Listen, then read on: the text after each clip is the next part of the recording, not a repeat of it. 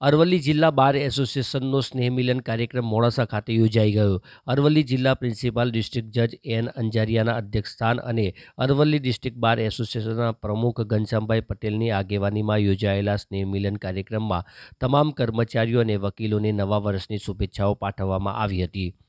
અરવલ્લી બાર એસોસિએશનના સંયુક્ત ઉપક્રમે યોજવામાં આવેલા સ્નેહ મિલન કાર્યક્રમનો મુખ્ય ઉદ્દેશ્ય એ હતો કે એક જ જગ્યાએ તમામ વકીલ મિત્રો મળી શકે, આ સાથે જ બાર અને બેન્ચ વચ્ચે સુમેળ બની રહે તેવા આશય સાથે એક નાનો પ્રયાસ હાથ ધરવામાં આવ્યો હતો.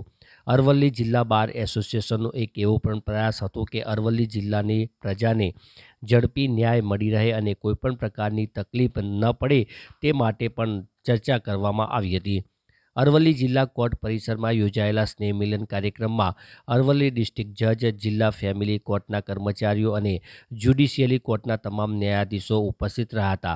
આ સાથે જ મોડાસા, ધનસુરા, માલપુર, બાયડ અને ભિલોડા બારના હોદ્દેદારો મળીને 300 વકીલ તેમજ સરકારી વકીલની ઉપસ્થિતિમાં સ્નેહ મિલન કાર્યક્રમ સંપન્ન થયો હતો. અંકિત ચૌહાણ સાથે જયમીન મીરા, ગુજરાત, અરવલ્લી. સમાચારોના સતત અપડેટ્સ માટે અમારા ફેસબુક, યુટ્યુબ, લિંક્ડઇન અને કુ પર ફોલો કરો.